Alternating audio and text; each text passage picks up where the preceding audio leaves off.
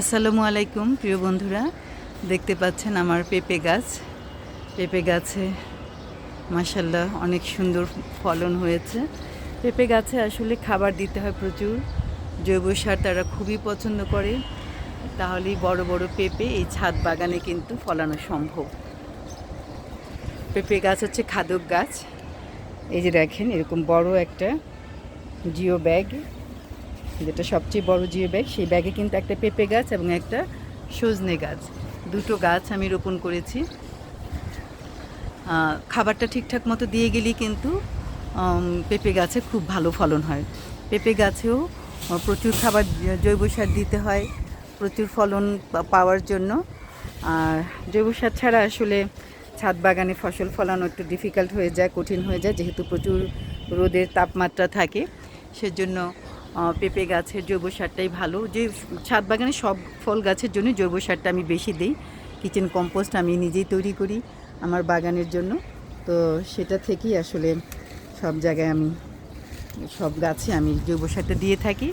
তো এইভাবেই জৈব সার এবং প্রয়োজনীয় যে অনুখাদ্যগুলো সেগুলো দিতে হবে, তাহলেই কিন্তু প্রয়োজনীয় অনুখাদ্যর মধ্যে হচ্ছে অ্যাপসম সল্ট, জিঙ্ক, তারপর হচ্ছে আরেকটা কী নাম, সাদা জিপসাম। এই খাবারগুলো প্রতি মাসেই 1 চা চামচ বা তার চেয়ে একটু হাফ চা চামচ করে করে যদি দিয়ে যেতে পারি, তাহলে কিন্তু গাছ হলুদ হবে না, গাছের পাতা সবুজ থাকবে এবং ফলন ভালো হবে। বরুণটাও 1 চিমটি করে প্রতি মাসেই দিয়ে যেতে হবে। পটাশ সারটা দিতে হয়, যেমন কলার খোসা, ছাই, তারপর ডিমের খোসা, এগুলো দিতে হবে। তারপর জৈব সারের মধ্যে যদি ট্রাইকোডার্মা সারটা দেওয়া যায় তাহলে খুবই ভালো। এইভাবেই আসলে ছাদ বাগানে গাছ লালন পালন করলে যে কোনো গাছ থেকেই মাশাআল্লাহ আল্লাহর চান্ত ভালো ফলন পাওয়া সম্ভব। আর পোকামাকড়ের আক্রমণ তো হবেই, তো সেজন্য আমরা যদি বৌদ্ধ মিক্সচারটা স্প্রে করি তাহলেও কিন্তু আমাদের এইসব পোকামাকড় দমন করা সম্ভব।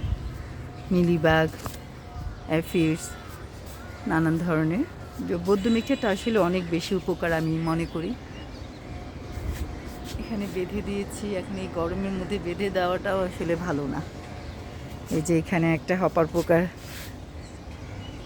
দুষ্ট হপার পোকার সব মূলে পচে গেছে, আবার আরেকটা ঝুলাতে হবে গো, এখনো ঝুলালে হলো না।